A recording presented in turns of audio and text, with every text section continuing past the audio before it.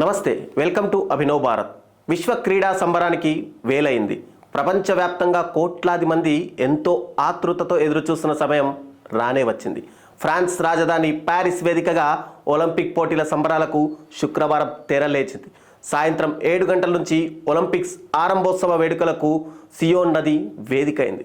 దీనికోసం ఫ్రాన్స్ ప్రభుత్వం ఒలింపిక్ సంఘం కళ్ళు చెదిరే ఏర్పాట్లు చేసింది. గతానికి భిన్నంగా ఈసారి ఒలింపిక్స్ ఆరంభోత్సవ వేడుకలు జరిగాయి. ప్యారిస్ క్రీడల్లో ప్రపంచవ్యాప్తంగా 202 దేశాలకు సంబంధించిన 10,500 మంది పోటీ పడనున్నారు. జూలై 26 నుంచి ఆగస్టు 11 వరకు జరిగే ఈ సంగ్రామంలో మొత్తం 32 క్రీడా విభాగాల్లో 329 ఈవెంట్లు జరగనున్నాయి. ఇందులో 206 జాతీయ ఒలింపిక్ కమిటీలకు చెందిన అథ్లెట్లు ఉన్నారు. ప్యారిస్తో పాటు ఫ్రాన్స్లోని పలు నగరాల్లో ఒలింపిక్స్ సంబంధించిన పోటీలు జరుగుతాయి.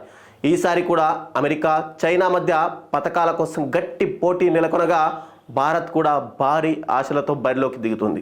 గత ఒలింపిక్స్లో సాధించిన 7 పతకాల కంటే అధికంగా ఈసారి సాధించాలనే పట్టుదలతో పోరుకు సిద్ధమైంది.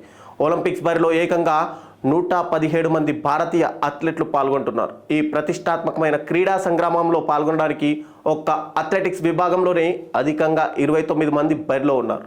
షూటింగ్లో 21 మంది, హాకీలో 19 మంది పోటీ పడనున్నారు. తర్వాతి స్థానాల్లో 8 మందితో టేబుల్ టెన్నిస్, 7 బ్యాడ్మింటన్, 6 రెజ్లింగ్ క్రీడాకారులు, 6 archery, 6 boxing, 4 golf, 3 tennis, 2 swimming విభాగాల్లో ఉండగా సెయిలింగ్లో 2కి ప్రాతినిధ్యం దక్కింది. ఇక judo, rowing, weight lifting, equestrian నుంచి ఒక్కొక్కరు బరిలో ఉన్నారు. భారత్ నుంచి ఒలింపిక్స్కు ఎంపికైన వారిలో పురుషులు 70 మంది కాగా మహిళా క్రీడాకారులు 47 మంది ఉన్నారు. టేబుల్ టెన్నిస్ దిగ్గజం Achanta Sharath Kamal, badminton star PV Sindhu Paris ఒలింపిక్స్లో భారత జట్టుకు ఫ్లాగ్ బేరర్లుగా వ్యవహరించనున్నారు. భారత అథ్లెట్లందరూ ఇప్పటికే యూరప్లో శిక్షణ పూర్తి చేసుకోగా బంగారు పతక విజేత నీరజ్ చోప్రా తన టైటిల్ను కాపాడుకోవడం కోసం భారీ అంచనాలతో బరిలోకి దిగుతున్నారు.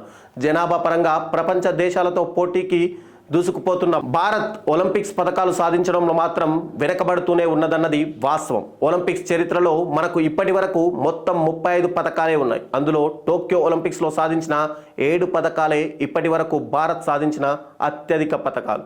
2020 టోక్యో ఒలింపిక్స్లో 1 స్వర్ణం, 2 రజతం, 4 కాంస్య పథకాలతో మొత్తం 7 మెడల్స్ సాధించి పథకాల పట్టికలో 48వ స్థానంలో నిలిచింది.